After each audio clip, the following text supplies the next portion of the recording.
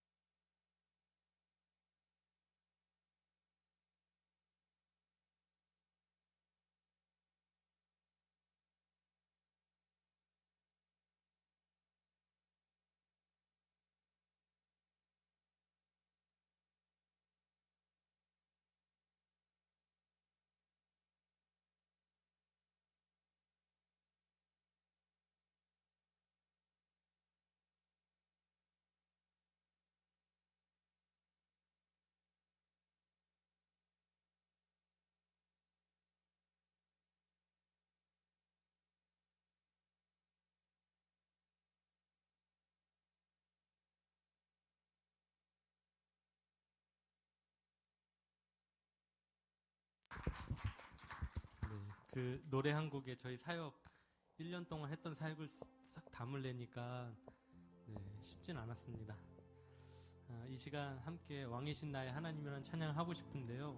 제가 이 찬양을 하는 이유는 제가 수술을 마친 날 우리 김민희 집사님이 오셨는데 김민희 집사님이 그날 간증하셨잖아요.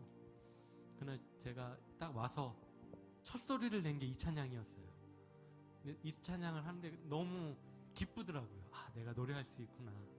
소리가 그래도 나오는구나. 그래서 그때 그 감격을 다시 한번 느끼고 싶어서 이 사연을 얘기해야 여러분이 왜 이 찬양 골랐는지 느끼실 것 같아서 이 찬양 먼저 말씀드리고 같이 함께 찬양하고자 합니다. 왕이신 나의 하나님, 우리 찬양합니다.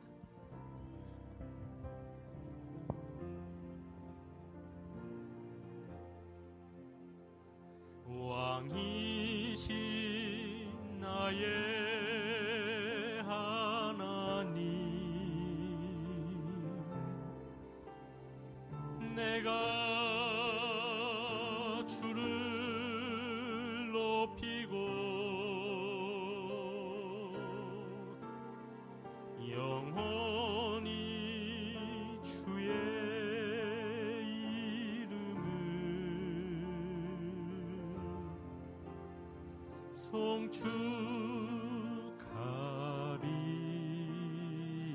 송축하리이다. 왕이신 나의 하나님, 왕이신 나의 하나님, 내가 주를 높이고 영원히 주의 이름을 송축하리이다.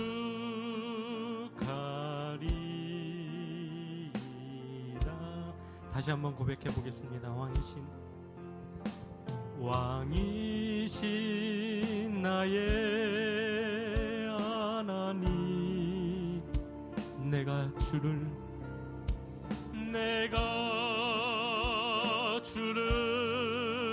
높이고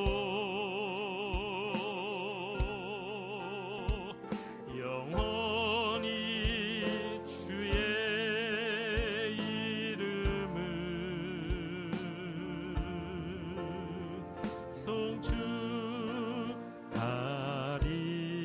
송축하리이다. 아멘. 제가 케냐 사역 10년 가까이 하면서 처음에 사역을 했을 때, 케냐에 도착했을 때 눈을 떠보니까 케냐더라고요. 그래서 내가 여긴 어디지? 난 누구지? 라는 생각이 어느 순간에 드는데, 그때만 든 게 아니라 5년이 지나도 내가 왜 여기 있지? 그럴 때가 문득 있었습니다. 나를 왜 하나님 여기까지 인도하셨을까? 내가 왜 지금 이 자리에 있을까? 왜냐하면 여러분도 객지 생활 해보셨는지 모르겠지만요, 집단하면 무슨 고생이라고. 근데 이게 그냥 내 고향을 떠나는 게 아니니까 내가 살고 있는 지역에서 같은 한국 내에서 다른 지역을 가는 것이 아니라 나라를 바꾸고, 무슨 캐나다나 미국이나 호주, 일본 좋은 나라 가는 게 아니라 정말 가난한 나라, 치안도 안 좋고. 저희 가족들은요, 단 한 번도 나이로비 시내를 걸어가 본 적이 없어요. 너무나 위험하기 때문에. 특히 저희 아이들도 딸만 제가 둘이 있거든요. 그러니까 위험하니까 그렇게 다녀본 적이 없어요. 지금은 아이들이 한국에 가서 고삐가 풀려가지고 혼자 막 대학로 가고 홍대 가고 친구들이랑 같이 연극도 보고 막 그래요. 어제도 큰애는 자기 혼자 대학로 가서 연극 보고 오더라고요. 그러니까 얼마나 대한민국 좋은 나라입니까? 행복하시겠어요. 안 그래도 행복한데 교회 이름도 행복하고. 네. 우리가 그냥 삶의 자리에 이렇게 안주해 있으면 내가 정말 행복한 사람인가라고 하는 걸 잘 못 느낄 때가 있어요. 근데 지구 반대편에는 지금도 굶어 죽어가는 사람이 많고, 어, 지금도 케냐에 가면 케냐뿐 아니라 아프리카나 뭐 아시아, 동남아시아도 마찬가지겠죠. 지금도요 들깨한테 뜯어먹히는 시신들이 많습니다.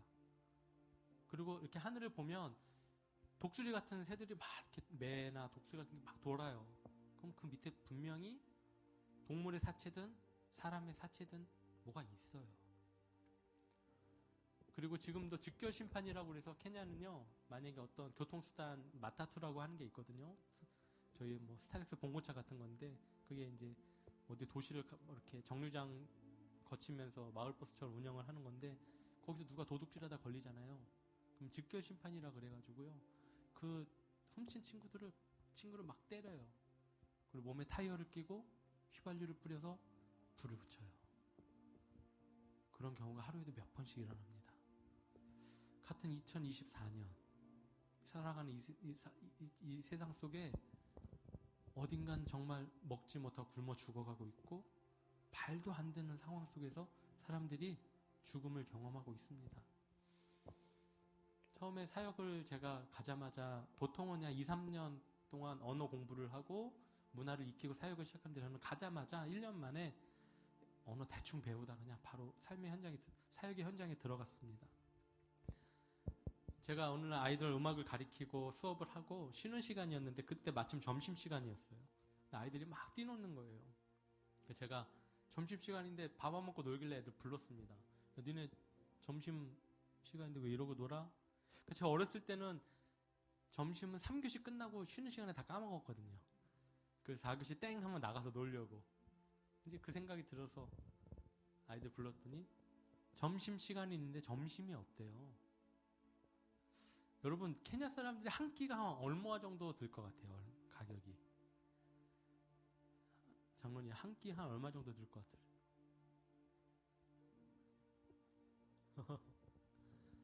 한 50원 정도 한 끼에. 근데 그 50원이 없어요. 그래서 굶는 사람들이 대부분이에요. 조금 잘 먹으면 100원짜리 식사. 제가 그 얘기를 들었는데 사실 선교사는요 연수에 선교비가 비례해요. 제가 가자마자는 1년 차밖에 안 됐기 때문에 제가 우리 식구들 먹고 사는 데만 급급했어요. 저희 아이들이 케냐에 있는 로컬 학교를 다닐 수는 없습니다.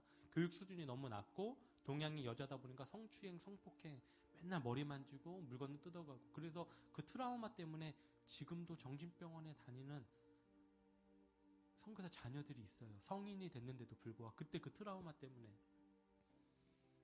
근데 이제 제가 재정이 없으니까 로컬 학교를 보내야 되겠다는데 주변 선교사님이 다 말리더라고요.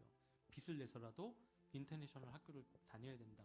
그래서 선교사 자녀들이 다니는 그 학교에 저희 아들 넣어놨는데 등록금이 생각보다 비싸요. 어떨 때는 등록금을 내지 못해가지고 학교 때 사정을 하고 제 아내나 저나 이렇게 쳐다보다 갑자기 눈물을 흘려요. 내가 이러려고 여기까지 왔나.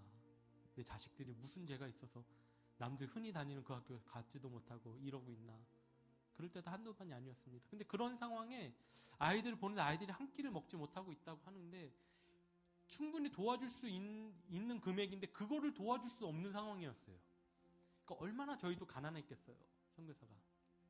생긴 건 하나도 안 가난하게. 제 와이프 보면 저 하나도 가난하지 않게 생겼을 거라고 아마 느끼실 거예요.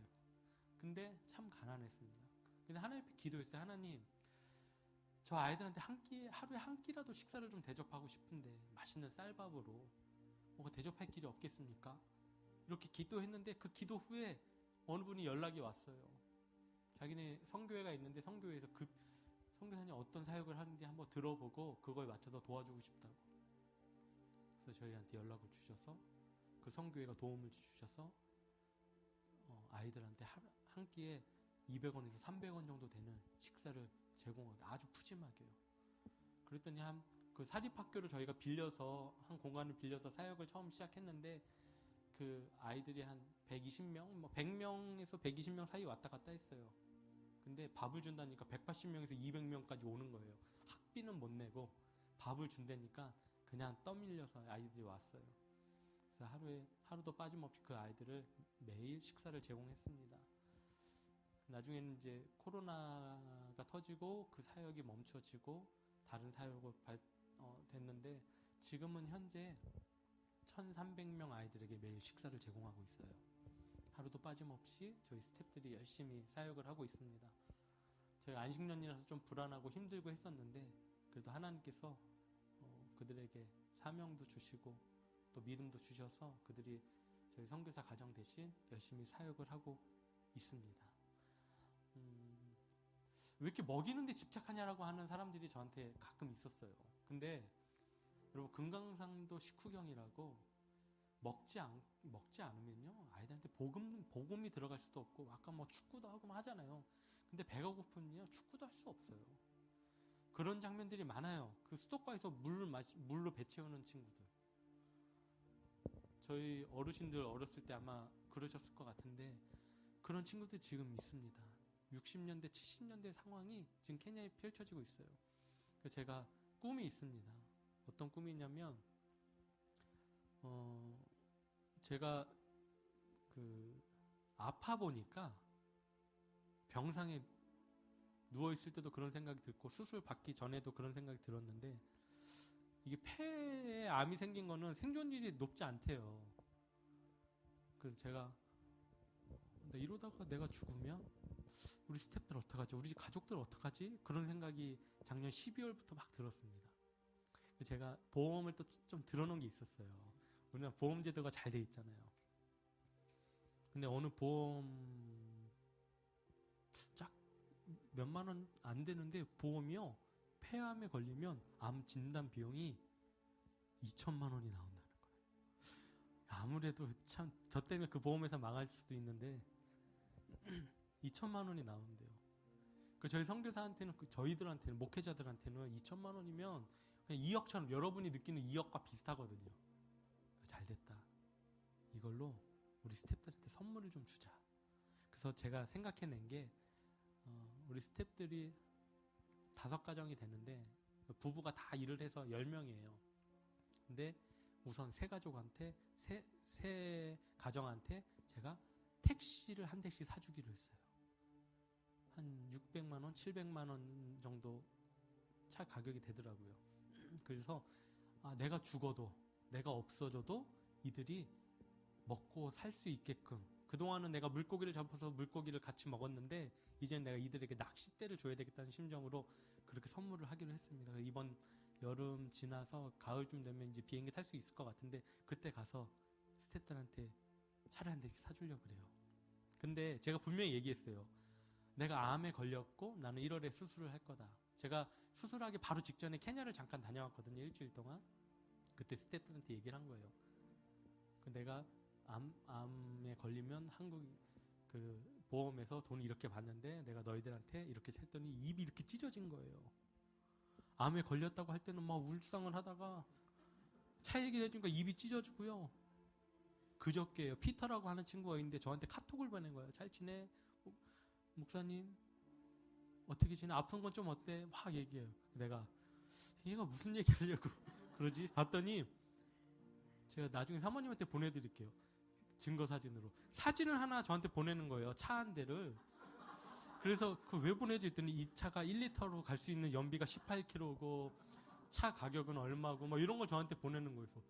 야, 왜 이걸 보내? 그랬더니 이 차가 최고래. 택시로 하기에는. 야, 남은 아파가지고 지금 이렇게 쌩 고생을 하고 그 보험료 남들한테 얘기하면 이거 미쳤냐고 네가 쓰지. 이제 친구들은 그렇게 얘기를 하거든요. 근데 그걸로 나는 간신히 내 마음과 정성을 다해서 하려는데 이 친구들은 제가 아픈 건지 저리 간 거고 본론을 얘기하는데 이런 차가 있대요. 그래서 야, 그 차는 너무 비싸다. 나는 더 조그만 차.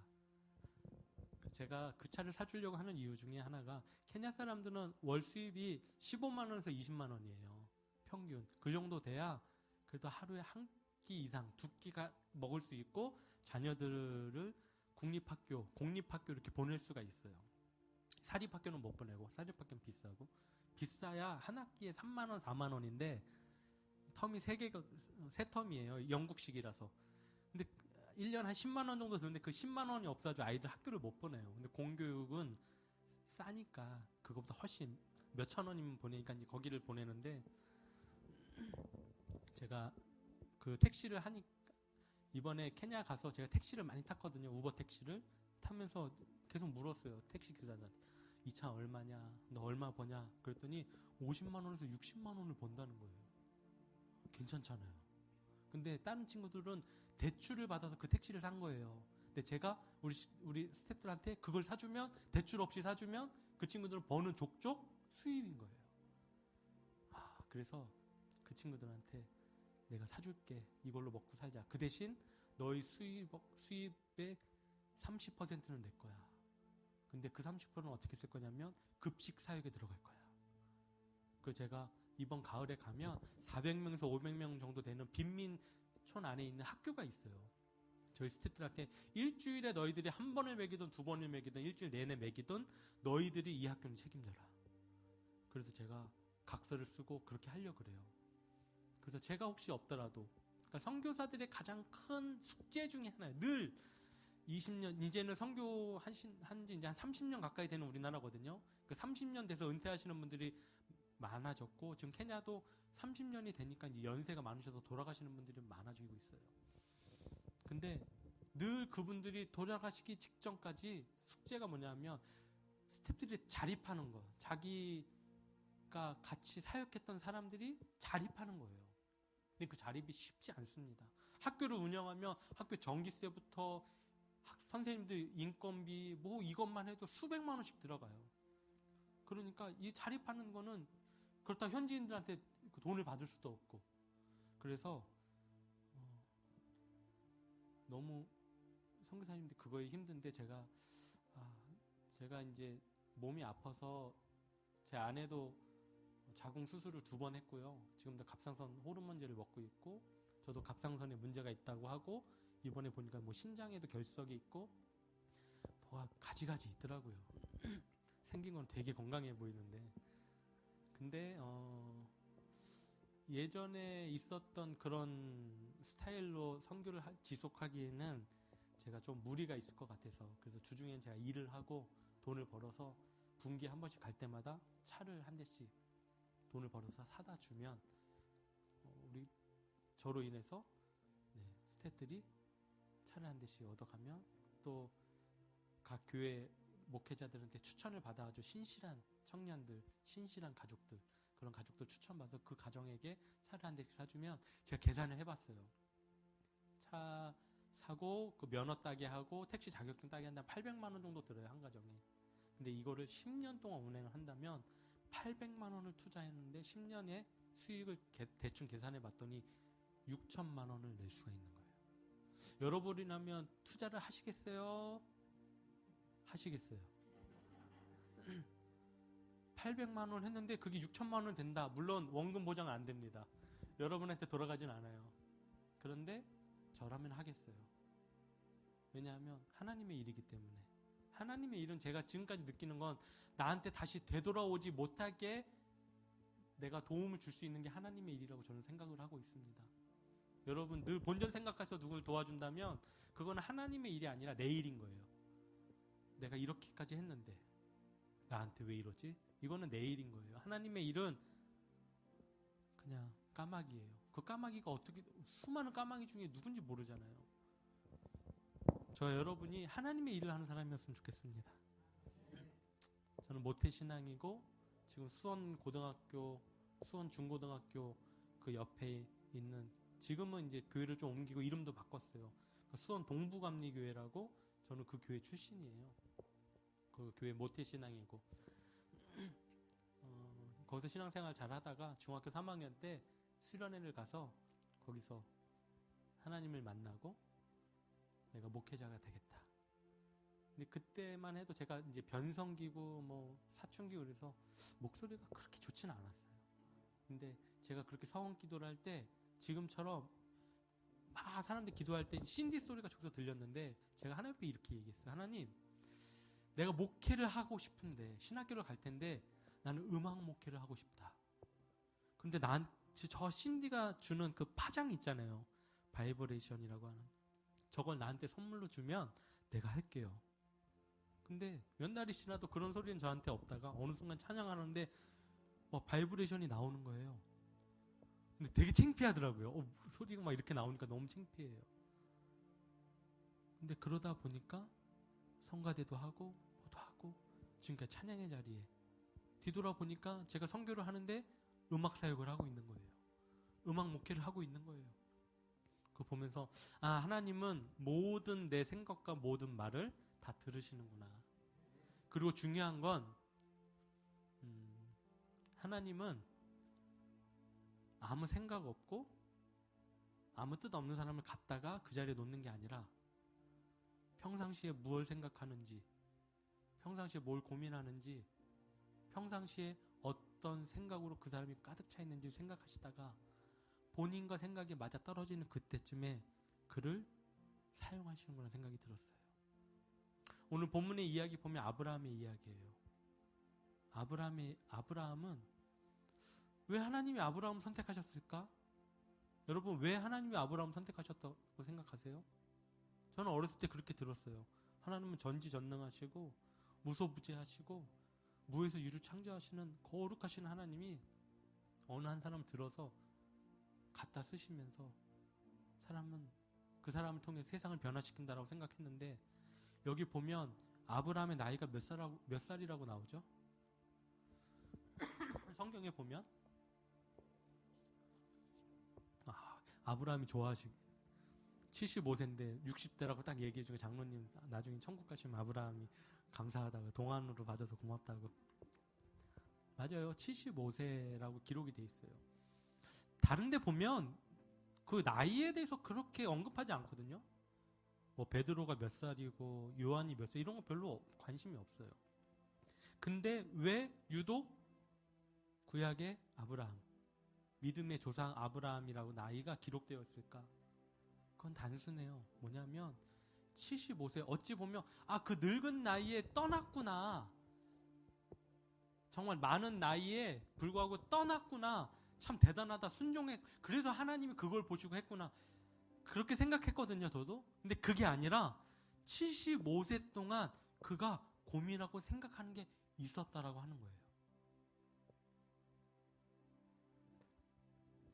다시 얘기하면 전제로 이렇게 생각해야 돼요. 하나님은 그냥 아무 생각 없이 이런 존재를 들어다가 여기다 놓으시는 게 아니라 뭔가 고민하고 생각하는 사람들을 염두에 두고 그가 생각 끝에 이제는 움직여야 되겠다라고, 이제는 더 이상 내가 해보는 데까지 했는데 더 이상 어떻게 해야 될지 모르는 그 사람을 함께 들어서 함께 동행하고 일하신다는 걸 전제하에 생각해 보면 75년이라는 동안에 아브라함은 고민했던 게 있었다는 거예요. 그 아버지는 데라라고 해서 우상을 만드는 사람이었어요. 그 우상을 만드는 사람. 근데 그 우상은 말 그대로 우상이에요. 사람이 인위적으로 만들어낸 거예요. 거기다 절을 한다고 그 우상이 주는 게 아니잖아요.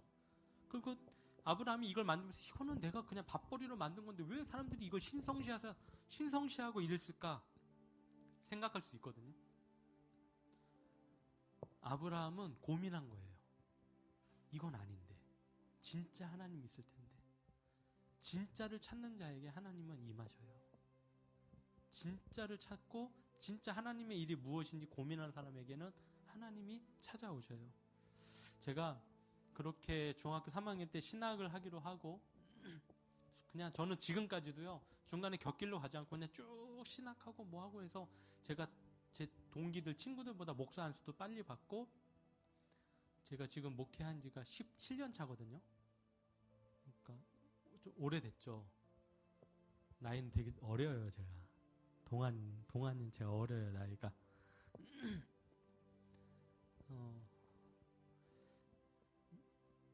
어느 날 군 제대를 하고 제가 청년부, 저보다 나이 많은 청년들이 많은 그 청년부를 맡게 됐는데, 그 청년들을 데리고 호원대학교에서는 오병이어라고 하는 캠프에 간 적이 있으면 수천 명이 모여서 해요. 근데 거기에 북한 선교하셨던 이상 목사님이라고 하는 분이 있었어요. 그분이 강의를 하시는데 이렇게 얘기를 하시는 거예요. 여러분, 은혜 받았다고 다 신학교 가지 마세요. 여러분의 삶의 자리에서 하나님을 보여주고 하나님을 전해야 됩니다. 너도 나도 다 신학교 가니까 문제가 많아요. 막 이런 얘기를 하시는 거예요. 저는 그때 신학교 신대원 다니고 있었거든요. 그러면서 무슨 일을 했었냐면, 제가 개그맨 매니저를 했었어요. 개그맨 박성호라고 매니저를 2년 동안 2년째 하고 있었어요. 근데 그 일이 저는 너무 재밌었거든요. 뭐 그 일하면서 윤형빈, 뭐 이국주, 뭐 하여튼 그때 당시 유명하다는 사람, 그런 사람들을 데리고 제가 막 전국, 김숙 아시죠? 김숙 요즘에 나오는 그런 사람 데리고 막 전국 팔도를 다 돌아다니고. 근데 그 일이 너무 재밌는 거예요. 막 연예인들 타는 그 큰 밴 있죠. 그 제가 막 운전해가지고. 근데 제가 그 기로에서 그럼 나는 연예계로 갈까? 왜냐하면 그게 더 재밌었을 것 같았어요. 그 제가 하나님 앞에 기도를 했습니다. 그때 어떻냐면 그 앞에 강당에 네온 십자가가 하나 이렇게 있는데 그 십자가 앞에, 그러니까 강단 조그만 네온 십자가가 있으면서 그 앞에 강단이었는데 목사님이 거기 담당하는 목사님이 그런 말씀하셨어요. 누구든지 하나님 앞에 간절히 부르짖고 싶은 사람은 여기 나와서 기도하셔도 된다. 그 저는 그 큰 체육관 2층에 있었거든요. 근데 제가 엄청난 속도로 뛰어와가지고, 믿어지지가 않으신가 보다. 엄청난 속도로 와가지고 제 1번으로 와서 여기 무릎을 꿇었어요. 그리고 기도했습니다. 이 길이 맞습니까? 제가 지금 신학교를 다니는데 이 길이 맞냐고 물었어요. 그러면서 그냥 딴 기도 안 했어요. 이 길이 맞냐. 여기 앞에만 벌써 수백 명이 있죠. 근데 어느 분이 제 어깨를 쳐요. 제가 기도를 막 하는데. 근데 그때 이제 제가 교사 명찰을 하고 있었는데 저 보더니 교역자, 목회자시네요. 네, 맞습니다. 근데 제 귀에다 대고 그 목사님이 뭐라고 얘기했냐면 김요한 목사님이거든요. 그 오병이어 전체 인도하시는. 그러더니 하나님이 맞대요. 저는 그분이 제 기도를 들을 수는 없어요. 제가 이쯤에, 그 목사님 여기 있고 이쯤에서 제가 막 큰 소리를 했다면 그렇겠지만 그냥 이 길이 맞습니까? 이 길이 맞습니까? 다른 기도하지 않았어요. 그냥 이게 맞냐고 그냥 물었어요. 근데 그분이 저 뒤에 있다가 사람들 막 인도하고 막 기도하고 방언하고 이랬다가 저한테 오더니 저를 툭툭 치면서 한 얘기가 주님이 맞대요. 저는 태어나서 그렇게 울어본 적이 지금도 없습니다. 왜 울었냐면 제 길을 의심해서 너무 죄송스러운 거예요. 하나님 앞에. 그리고 나서 제가 무슨 일을 결정할 때 하나님 앞에 늘 물었냐? 저는 그 이유는 절대 묻지 않았어요. 왜 묻지 않았냐면 내가 선택한 길에 하나님이 함께 하시는 거지 내가 누군가에 물어서 갈 일이 아니구나 생각이 들었어요. 그때 내가 연예인과 함께하는 일을 했다면 저는 그냥 그 길 가면 되는 거예요. 그 길에도 늘 하나님이 함께 하셔요. 제가 목회하기로 작정했으면 그 길에 함께 하시는 거고, 제가 케냐 가기로 했으면 그 길에 함께 하시는 거고, 케냐 안 가고 다른 길로 갔으면 그 길에 함께 하시는 거예요. 근데 우리가 자꾸 묻잖아요. 여기에 습관이 들리면 어떤 일이 벌어지냐면 우리도 모르게 하나님을 미신의 자리에 올려놔요. 크리스찬들이 하나님께 자꾸 물어요. 권사님 정도 되고 집사님 정도 됐으면, 그리고 시집가고 장가간 아들, 딸들이 아침에 전화해가지고 뭐 이러겠죠. 엄마, 나 양말 신을까? 스타킹 신을까? 나 아침에 죽 먹을까? 밥 먹을까? 미역국 먹을까? 콩나물국 먹을까? 이거는 문제가 있는 거예요. 이건 큰 문제가 있는 거예요. 지금 내가 생각하고 내가 고민하는 거 그것이 선하고 많은 사람들이 이롭게 하는 일이라고 한다면 그 길은 그냥 가면 되는 거예요. 저는 우리 딸들에게 이런 얘기를 합니다. 앞으로 너희들은 지금부터 100세를 살아야 되는데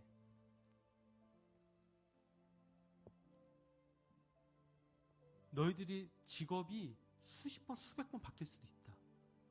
근데 지금 너희들이 생각하는 거 그냥 그거 해. 네가 고민하는 거 이거 할까 저거 할까 하지 말고 이것도 해보고 저것도 해봐. 저는 아이들한테 그렇게 지금도 얘기하고 있어요. 이제 고등학교 2학년이 되고 중학교 2학년이 됐는데 그 아이들한테 하고 싶은 거 해. 괜찮아. 제가 또 아파보고 나니까 이 사람이 언제 갈지 모르잖아요. 언제 주님 앞에 갈지 모르잖아요. 그러니까 더 하고 싶은 거 하라고 얘기하고 싶더라고요. 여러분 하고 싶은 거 하면 돼요. 그 지금 하고 있는 게 맞는 거예요. 여러분이 결정하면 하나님이 그냥 그 길에 함께 하시는 거예요. 더 이상 묻고 하지 마세요. 진짜 하나님, 인격적인 하나님이는 내 부모님을 내가 인격적으로 대하고 대화를 하잖아요. 똑같아요. 하나님을 인격적으로 경험한다는 건 그거예요. 하나님은 내가 못된 짓을 할 수도 있고 내가 죄를 많이 지을 수도 있는데 진짜 하나님, 인격적인 하나님은 그거를 보지 않고 내가 잘하는 거를 봐요. 내가 지금 잘하고 있는 거, 내가 잘한 것만, 나의 실수 본체 만체하세요. 그리고 내가 넘어지고 내가 실수한 것 때문에 하나님 앞에 다가가는 거 괴로워하지 마세요. 그 괴로움을 주고 그 힘들게 하는 마음을 주는 건 그걸 스트레스인 건데 그거는 악한 영들이 우리한테 주는 거예요. 제가 그 스트레스에 벗어나지 못해서 아마 암에 걸린 게 아닐까 싶었습니다. 쉽지 않죠. 그 안에서 벗어나는 거. 그러나 저도 여러분도 지금부터라도 다시 내가 가는 길이 맞아. 이 길에 하나님이 함께 하실 거예요. 아브라함이 그 떠난 그 발걸음 위에 하나님이 함께 하셔서 그를 믿음의 조상으로 만드셨어요. 뭐 그 성경 구절만 갖고 제가 2박 3일 설교하라면 할 수도 있는데 지금은 제가 제 삶의 간증을 좀 곁들여서 하는 얘기라 그렇게 깊게는 못하지만 이 시간에 찬양 한 곡 하겠습니다. 어찌하여야 라고 하는 제가 제일 좋아하는 찬양인데요. 이 찬양 에피소드가 하나 있습니다. 뭐냐면 제가 청년 때 한번 교회에서 이 찬양 특송을 한 적이 있었어요. 근데 아주 막 픽사리도 나고 음도 막 틀리고 막 그래서 어떤 트라우마가 있었던 곡인데 근데도 너무 좋아하다 보니까 늘 흥얼거렸던 찬양이에요. 하나님 우리를 사랑하시는데 우리가 그 사랑 어찌다 갚을 수 있을까라고 하는 그 마음이 들어서 이 찬양을 참 좋아합니다. 여러분도 아시는 분들은 같이 찬양하셔도 좋을 것 같아요.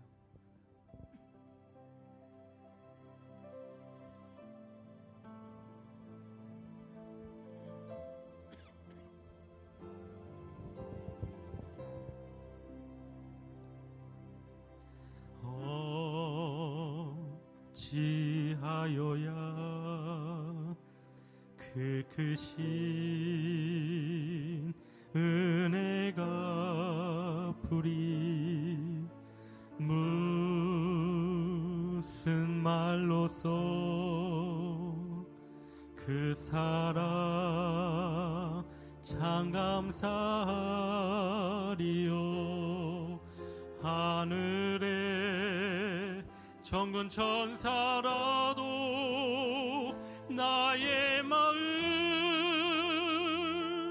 모르리. 나 이제 새 소망이 있음은 당신의 은혜라.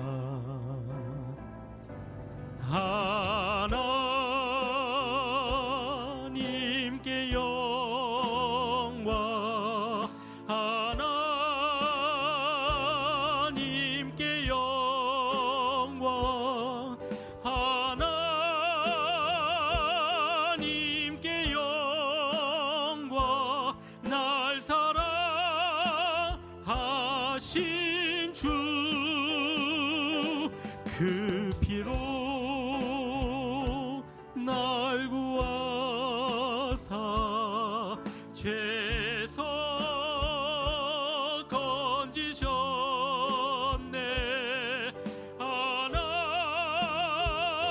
하나님께 영광. 날 사랑하신 주 바치리라. 모두 나의 일생을 당신께 세상 영광 명예도 갈보리로 돌려 보내리. 그 피로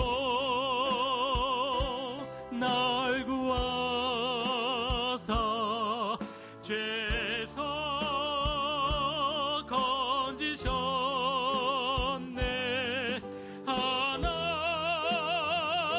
하나님께 영광,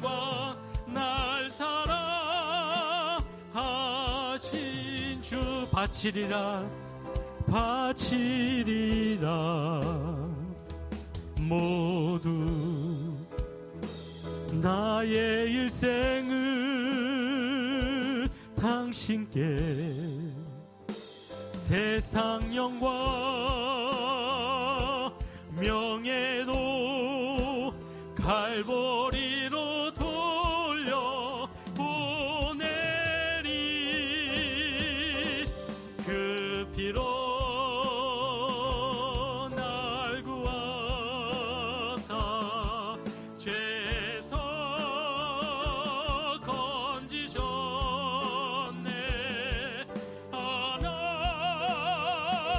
하나님께 영광 날 사랑하신 주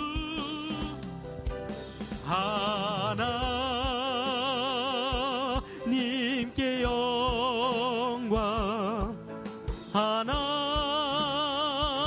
하나님께 영광 하나님께 영광 날 사랑하신 주 날 사랑하신 주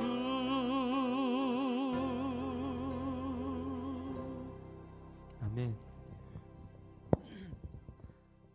저는 지금 제가 놀랍습니다. 수술하고 어떻게 소리를 이렇게 낼 수 있을까 흥분해가지고 연습한 대로 안 하고 이상하게 추가를 해서 제가 음악은 그렇게 하고 싶었는데 제가 그때 IMF가 터졌어요. 고등학교 때. 저 98학번인데 97년도에 IMF가 터지니까 뭐 음악의 음자도 내밀 수가 없죠. 부모님한테. 저희도 대출 받아서 집 산 아파트가 막 금리가 폭등하고 그래서 되게 어렵게 살아가고 있었거든요.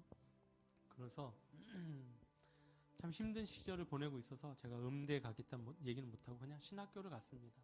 신학을 잘 졸업을 하고 목회도 그냥 여주에서 제가 개척교회를 5년 동안 하면서 근데 그때 제가 대학교를 다닐 때 선교합창단을 했었어요. 한 5년 정도. 근데 그 선교합창단을 지휘하셨던 선교사님이 지금 케냐에 계시는데 케냐에서 음악 선교를 하신다는데 그분이 저를 만났을 때 갑상선 수술을 하셨었어요. 그 소리를 못 내시는데 우리나라 5손가락에 안에 드는 최고의 테너셨거든요. 소리도 너무 예쁘고 서울 시리합창단 1기예요. 1기고 그분이 그 수석 테너였어요. 그러니까 얼마나 잘 나가셨겠어요. 한양대 교수님이셨고. 근데 그분이 세상 다 내려놓고 모든 거 다 정리해서 케냐 선교를 한다고 하는데 제가 아니 선생님 그만두고 오시죠. 근데 가시겠다는 거예요. 그래서 제가 한쪽의 마음이 내가 이분을 좀 도와줘야 되겠다는 생각이 들었습니다. 그래서 뒤늦게 저도 33살 나이에 그때 음대를 갔어요. 가까운 단국대학교 성악과 대학원에 가서 시험을 보고 합격을 했습니다. 합격을 했는데 합격하고 제가 이제 하니까 친구들이 물어봐요. 왜 너 소리 좋은데 뭐 굳이 음대 갔어? 그냥 너 정도면 할 수 있을 텐데 뭐 그런 얘기를 했어요. 근데 제가 음악 선교를 하는데 전공하지 않고 음악 선교 한다는 게 제가 좀 미안하더라고요. 그래도 전공을 좀 해야 내가 가서 전공 잡니다 그래도 말을 할 수 있을 것 같아서 그래서 전공을 했는데요. 대학원에 제가 제일 나이가 많고 또 목사였어요. 처음 목사니까 대부분 교수님들이 그 집사님들이에요. 제가 가면 다 일어나세요. 보통 선생님들 있으면 제자 가서 선생님 안녕하세요 이래야 되는데 제가 목사님 오셨어요 라고. 그러니까 그분들이 얘기하는 거죠. 자기 제자들이 그렇게 많은데 다 음악을 공부하고 목회를 하는 사람은 봤어도 현직 목사가 와서 음악을 하는 건 태어나서 자기가 처음 봤다는 거예요. 참 특이한 케이스죠. 근데 저는 그렇게 공부를 하고 2년 동안 대학원 하면서 장학금을 다 받았어요. 실기 장학금.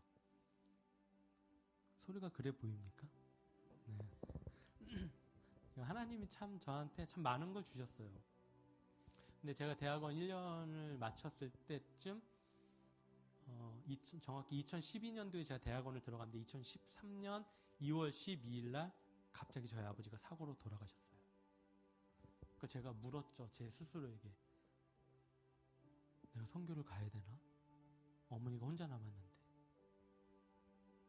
근데 이미 선교 훈련은 다 마친 상태고 제 아내랑 같이 2년 동안 선교 훈련을 또 따로 받았거든요. 근데 1년을 더 음악 공부를 해야 되고 근데 도저히 자신이 없는 거예요. 제가 아버지가 돌아가시고 그 연화장에 모셨는데 이제 관이 화구에 들어가고 블라인드가 탁 내려오는데 저희 아버지가 제 노래를 한 번도 제대로 들어보시지 못했어요. 근데 그 저희 아버지는 저한테 그렇게 음악을 시키고 싶으셨어요. 근데 능력이 안 되고 재정이 안 되니까 저를 못 시켜주신 거죠. 제가 뒤늦게 그 음대를 갔다는 얘기를 들으시고 얼마나 기뻐하셨는지 주변 장로님이고 뭐 목회자 본인이 아는 사람들이 다 얘기한 거예요. 그래서 제가 모르는 분인데 아유 장로님 최 장로님 아들이시네. 음악 하신다면서요? 네? 어떻게 하세요? 아유 그 아버지 장로님이 너무 자랑스러워 하신다. 또 음악 선교로 또 케냐 가신다면서요? 그러니까 동네방네 다 소문을 내시는 거예요. 근데 결국 아버지 앞에서 제가 노래를 한 번도 해본 적이 없는 거예요. 그래서 어떤 마음이 들었냐면 후회하기 전에 물론 아버지가 저 화구 안에 들어가 계시지만 내가 여기서 노래를 좀 불러드려야 되겠다.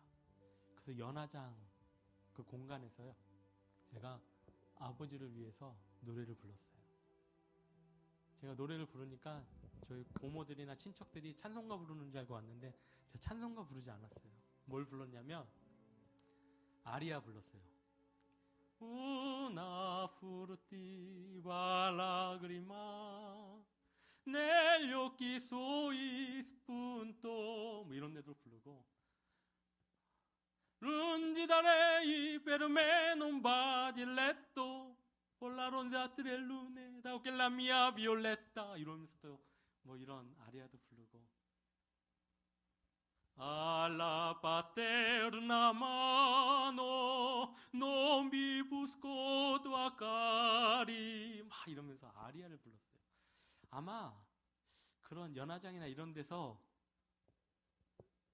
자기 아버지가 그렇게 들어가신 상태에서 이런 노래를 부른 용서하고 들으세요. 이런 또라이가 있을까?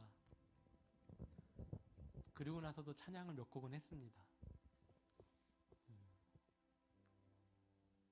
참 가슴이 많이 아팠어요. 지금도 생각하면 눈물이 날 것 같은데 지금도 명절만 되면 이번에도 2월 12일이 겹쳤거든요. 이제 명절 비슷하게 너무 가슴이 아프더라고요. 10년 벌써 지난 거기서도 노래를 너무 하고 싶었는데 참았습니다. 우리 아이들 사춘기인데 창피해 할까봐. 거기서 제가 배웠던 노래를 한 10곡을 다 불러드렸어요. 그냥 원 없이 불렀습니다. 그래서 제가 졸업 연주를 했어야 되는데 졸업 연주를 못했어요. 지금도 아직 졸업 연주는 못한 상황이에요. 저는 이제 석사 학위가 중요했던 게 아니라 그냥 전공을 한번 쭉 2년 동안 음악을 배워보는 게 목표였기 때문에 제가 지금도 자신 없어요. 왜냐하면 너무 울 것 같아가지고 그 자리에 저희 아버지가 있을 것 같은 그런 느낌이 드니까 제가 가슴이 아파서 지금도 그런 아리아를 부르거나 하면 마음이 떨립니다. 그래도 하나님이 저희 가정에게 복을 주셔서 선교 현장에서 많은 사람들에게 나누고 또 복을 전하고 있는 그런 삶을 살아가고 있습니다. 저는 사실 이렇게 설교해 본 적은 처음이에요. 그래서 좀 두서없기도 하고 근데 스토리 이렇게 정해 주시니까 주님과 함께 스토리가 있는 기도에 당신이 있어 행복합니다. 그래서 집에서 도대체 뭘 얘기해야 되지? 어떻게 얘기해야 되지? 그리고 사모님이 저한테 설교하시다가 뭐 좀 힘들면 찬양하시고요. 찬양하다 힘들면 또 설교하시고. 이거 둘 다 힘든데 제가 제정신이면 몸이 제대로면 그게 다 근데 할 수 있죠. 근데 찬양할 때도 제가 하는 거고 그렇잖아요. 설교도 제가 하는 거고 하나도 위안이 안 됐어요. 부담이 됐는데 저는 이 얘기를 꼭 하고 싶어요. 아브라함이 고민 끝에 자기가 내린 결론과 하나님의 결론이 같았다. 제가 내린 결론과 하나님의 결론이 같았다. 제가 담임 목회 개척교회를 5년을 하고 부교육자로 이제 주중에는 음대를 다녔기 때문에 부교육자로 주말에만 사역할 수 있는 그 교회에서 횟수로 3년 동안 사역을 했는데요. 제가 그 8년 동안 끊임없이 성도들한테 외쳤던 건 뭐냐면 여러분 통해서 세상의 가난이 해결될 줄 믿습니다라고 마지막에 설교 끝에마다 늘 선포했어요. 그 어느 가정이든 가정에 가서 축복기도를 할 때 이 가정을 통해 세상의 가난이 해결되게 하옵소서라고 늘 기도했습니다. 그런데 눈 떠보니까 제가 누군가의 가난을 해결할 수 있는 자리에 가 있더라고요. 이게 말이 무서운 거예요. 내가 왜 그런 얘기를 했을까? 근데 하나님은 자기 생각과 같은 사람을 찾아서 그와 함께 일하셔요. 제가 두서없이 이런저런 얘기했는데 다 잊어버리셔도 돼요. 다 잊어버리시고 단 한 가지만 기억해 주세요. 하나님은 지금도 그 사람을 찾고 계시다는 거예요. 그리고 어떤 어려움과 어떤 힘든 상황에서도 걱정하지 마시고 슬퍼하지 마시고 외로워하지 않으셨으면 좋겠습니다. 왜냐하면 하나님이요, 우리랑 가장 친하게 있고 가장 친근하게 가장 붙어 있을 때가 언제냐면 침묵하실 때. 잘 생각해 보세요. 여러분이 막 뭐라고 얘기해요.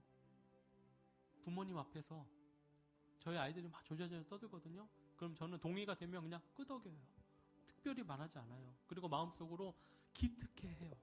근데 거기서 역시 너야 막 오지랖 떨면 얘네들이 자기가 뭐가 좀 된 줄 알고 하여튼 저희 경험한 부작용이 있어요. 근데 진짜 공감이 되고 진짜 이 아이가 많이 컸구나라고 할 때는 다른 탄성이 나오는 게 아니라 고개가 끄덕여져요.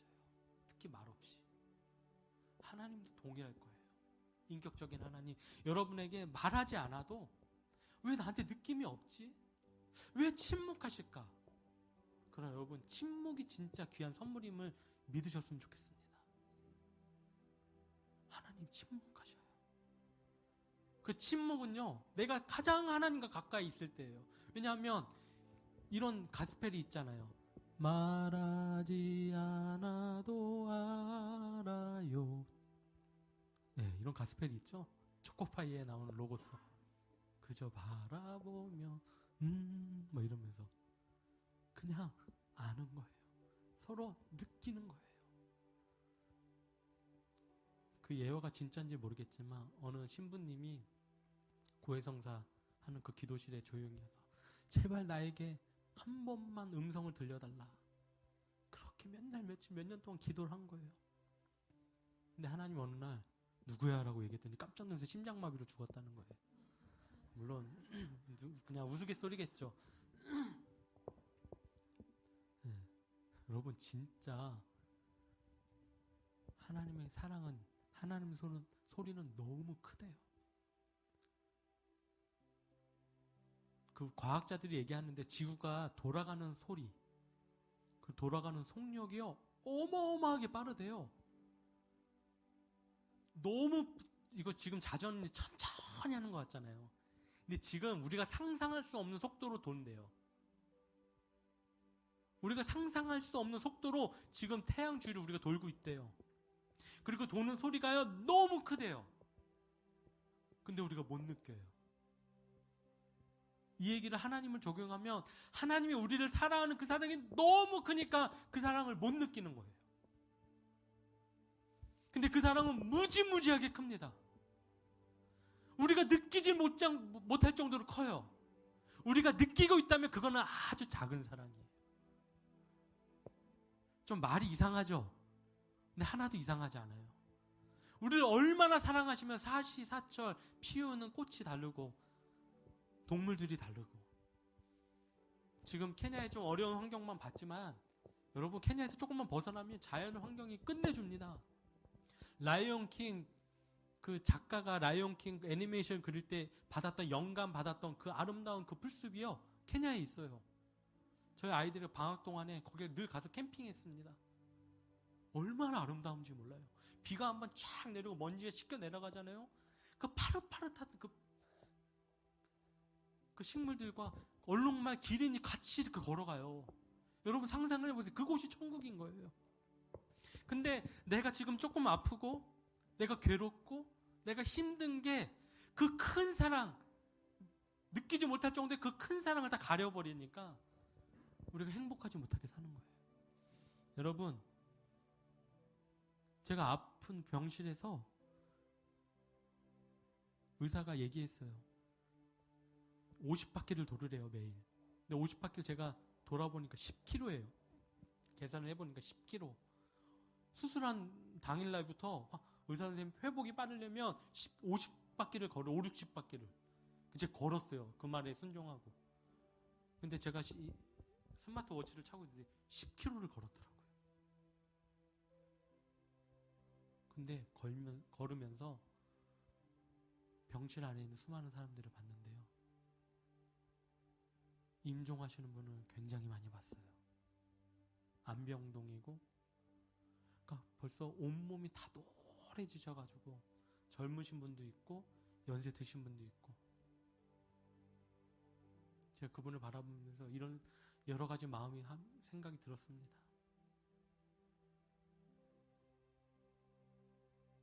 이 한 세상 그래도 행복하게 저분이 살아갔었던 그 행복이 기억났으면 좋겠다. 지금의 고통도 크시겠지만 받은 은혜, 누렸던 그 행복, 그것이 생각났으면 좋겠다는 생각을 했습니다. 여러분 슬퍼하지 마세요. 괴로워하지 마세요. 아멘. 여러분 슬퍼하지 마십시오. 실망하지 마십시오. 하나님 우리를 절대 슬퍼하게 놔두지 않으시고 실망하게 놔두지 않으셔요. 저희가 그 사랑을 너무 커서 느끼지 못하니까 그 큰 사랑이 실망이라고 하는 다른 단어로, 걱정이라고 하는 다른 단어로 사탄은 우리에게 바꿔서 교묘히 이야기하고 있습니다. 이미 여러분 누리고 있는 것이 많습니다. 제가 왜 한국이 좋은 걸 느끼냐면요. 한국은요, 기본적으로 밝아요. 안전해요. 행복해하고 먹을 게 많아요. 누릴 게 많아요. 근데 아프리카라고 하는 나라는요, 기본적으로 먹을 게 없고요. 안전하지 않고요. 어둡고요. 힘이 듭니다. 살아가는 것 자체가 힘이 들어요. 특히 외국인으로 산다는 건 더 어렵습니다. 제가 이렇게 좀 까무잡잡해도 케냐 가면 완전 흰둥이에요. 백인입니다. 백인. 제 머리카락 제가 지금 조금 짧은데 케냐도 좀 장발로 그냥 머리 묶고 다니거든요. 너무 편해서. 미용실도 비싸고 하니까. 와서 제 머리 그렇게 만지고 막 그래요. 제가 케냐 가면 인기가 좀 있습니다. 제가 어느 날 한번 특성화하러 대형 교회, 한 몇천 명 모이는 교회 가서 케냐 말로 된 노래를 한 곡 했는데요. 끝나고 나니까 그 목사님들 10명이서 저를 쿡쿡 찔리면서 얘기해요. 네 안에 100명의 소리가 들어있어. 그러니까 그런 성악적인 발성을 들어본 적이 없으니까 그런 얘기를 해요.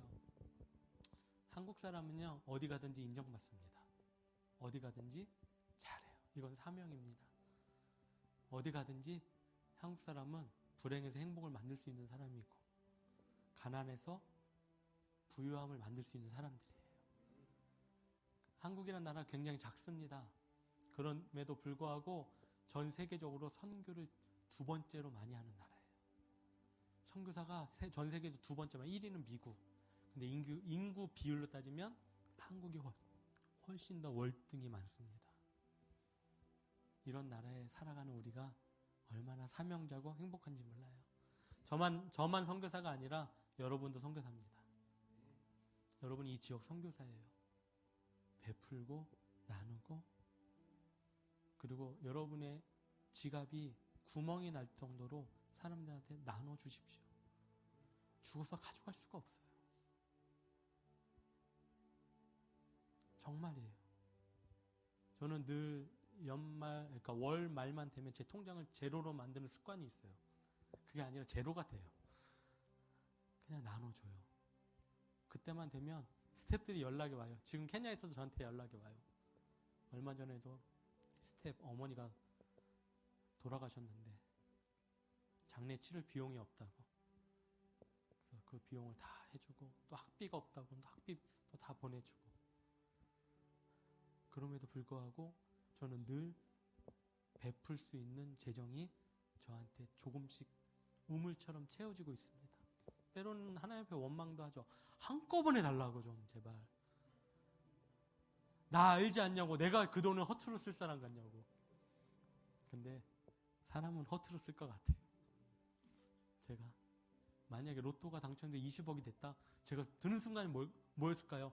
아, 나도 좋은 차 한 대 끌고 집을 좀 틀려 먹었어요. 저는. 네, 그래서 안 주시는 것 같아요. 그럼 마지막 찬양 다 같이 하고 기도하도록 할 텐데요. 우리 친구가 그 인스타그램에 여기서 찬양하고 제가 간증한다는 걸 얘기 듣고 거의 고등학교 졸업하고 진짜 처음인 것 같아요. 친구가 화성에 사는데 와서 응원해준다고 자리 지켜줬는데 너무 고마운데, 우리 친구 같이 중학교 고등학교 때 수련회 가면 이 찬양을 되게 많이 했어요. 언제나 내 모습이라고 하는 이 찬양. 근데 이 찬양 하면서 저 참 많이 울고 많이 기도했습니다. 가사가 언제나 내 모습은 너무나 부끄러워 무릎으로 주님께 기도로 가오니 나 홀로 서 있는 죽은 영 깨우사 주님만 나를 깨워 내 영 살게 하소서. 주님 내 안에, 주님 내 안에, 내 안에 계시고 주님 내 안에, 주님 내 안에 나를 세워주소서. 지금 기도하면서 찬양하고 잠깐 몇 분 동안 저랑 같이 기도할 텐데요. 기도하면서 내가 과연 내가 지금 생각하는 것이 하나님 생각과 맞아 떨어지고 있을까? 나는 지금 뭘 생각하고 있을까? 여러분, 간단해요. 여러분이 지금 뭘 생각하고 있는지 제가 알아볼 수 있는 게 있어요. 뭐냐면 핸드폰을 탁 펴고 유튜브를 딱 열어서 내 유튜브에 지금 재생 목록이나 지금 열었을 때 딱 나오는 영상들이 어떤 영상들이 있는지, 뭐 인테리어에 관심 있는 사람들은 인테리어가 나올 거고, 꽃에 관심 있는 분들은 꽃이 나올 거고, 정치, 좌파다 우파다 관심 있는 사람은 좌우가 나올 거고. 저는요, 해보니까 의사가 저한테 추천해주고 이제 폐암에 대해서 이제 제가 검색을 많이 해봤을 거 아니에요. 근데 공통적으로 좋은 자연 환경에 가서 좋은 공기를 많이 쐬라 그러더라고요. 그러니까 캠핑카, 저한테 이제 그게 캠핑 뭐 이런 캠핑카가 저한테 꽂혀가지고 요즘에 제 리스트를 보면 정치 한국 정치 참 코미디 같고 재밌잖아요. 개콘이 망하는 이유가 있어요. 얼마나 그 고학력자들이 얼마나 유치뽕인지 진짜 여당 야당 상관없이 그 재미로 사는데, 그런 정치, 그거, 폐암, 말씀, 찬양, 그리고 제가 버그마트 미션에서 우리 사모님 같이 찬양하고 있는데 또 버그마트 미션에 나오는 찬양들, 저는 그런 생각들을 제가 하고 있더라고요. 여러분은 지금 어떤 생각을 하고 있는지, 그 생각 끝에 하나님과 어떤 부분이 접촉점이 돼서 하나님과 동역을 하게 될지 여러분 고민해 보셨으면 좋겠습니다. 오락, 게임, 뭐 그거 나쁘다고 하는 게 아니에요. 그런데 이왕이면 세상을 널리 이롭게 하는 홍익인간 정신이 우리 민족에게 있잖아요. 우리들한테 있잖아요. 여러분 통해서 세상에 널리 이롭게 됐으면 좋겠습니다. 우리 행복한 교회를 통하여서 세상에 가난이 해결됐으면 좋겠어요. 이 동네가 가난이 해결되고 이 동네 사람들이 행복한 교회 간판만 바라봐도 왜 그러지? 왜 눈물이 나고 이렇게 기분이 좋고 행복하지? 세탁소만 들어가도 왜 갑자기 행복하지?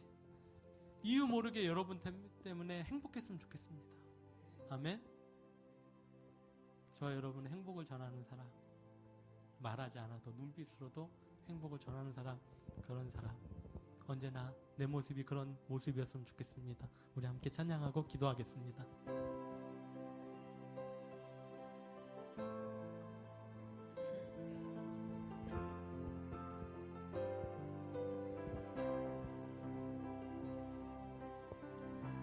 언제나 내 모습 너무나 부끄러워 무릎으로 주님께 기도로 가오니 나 홀로 서 있는 죽은 내 영 깨우사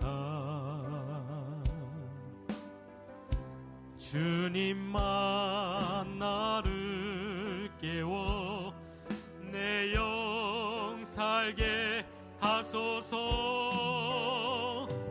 주님 내 안에 주님 내 안에 계시고 주님 내 안에 주님 내 안에 나를 세워주소서. 다시 한번 고백해봅니다. 언제나 내 모습 언제나 내 모습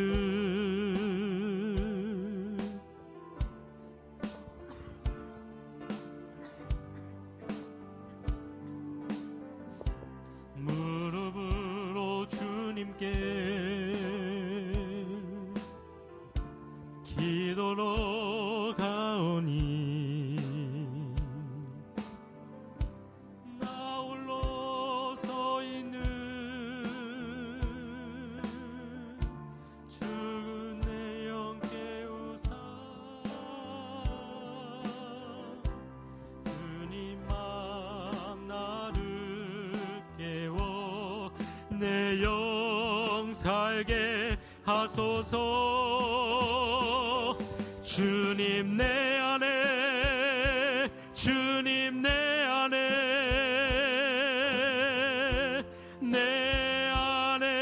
계시고 주님 내 안에 주님 내 안에 나를 세워주소서. 주님 내 안에 주님 내 안에 주님 내 안에 계시고 주님 내 안에 주님 내 안에 나를 세워주소서. 주님 내 안에 주님 내 안에 주님 내 안에 내 안에 계시고 주님 내 안에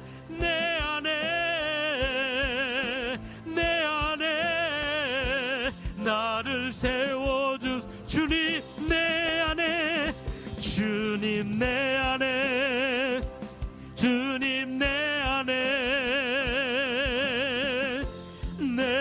안에 계시고 주님 내 안에 주님 내 안에 나를 세워주. 우리 주여 한번 부르고 기도합니다.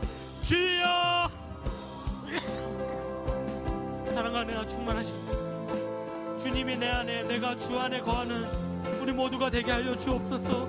아버지 하나님, 지금 세상은 너무나 위험하고 무서워지고 가난해져 가고 있습니다.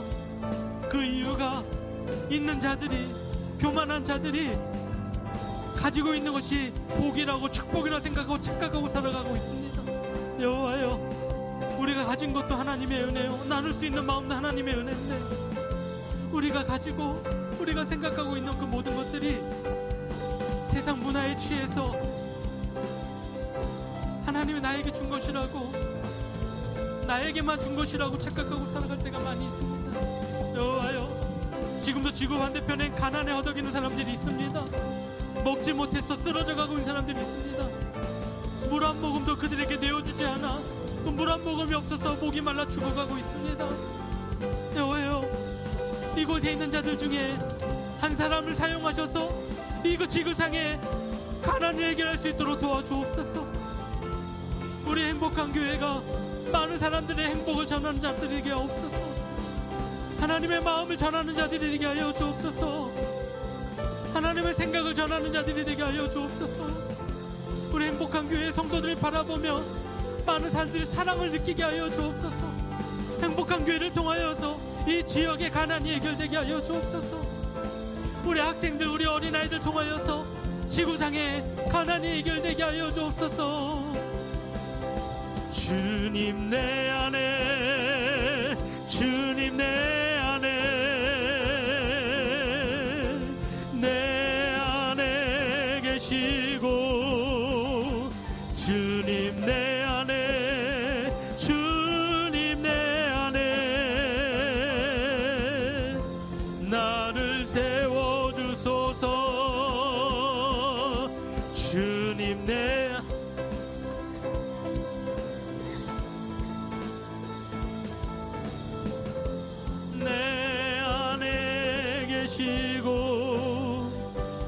주님 내 안에, 주님 내 안에 나를 세워주소서.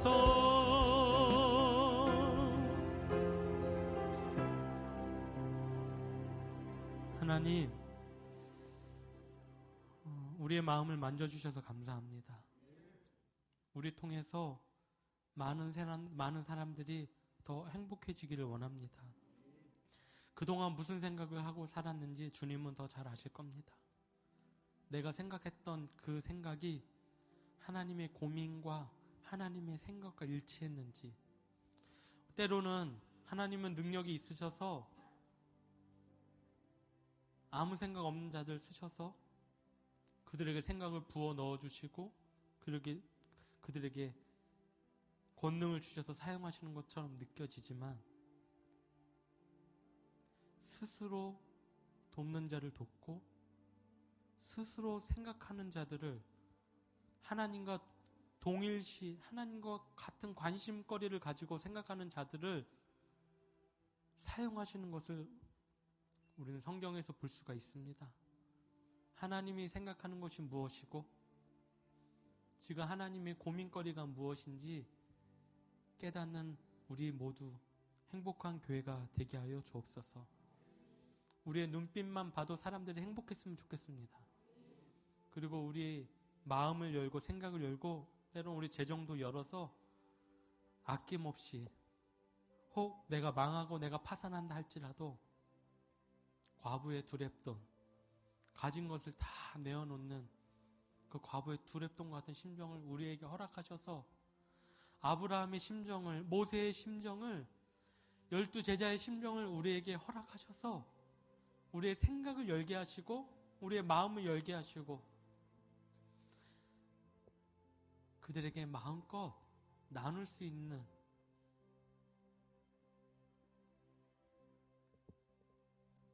대가 없이, 나한테 돌아오는 거 없이 그들에게 마음껏 퍼줄 수 있는 우리 모두가 되게 하여 주옵소서.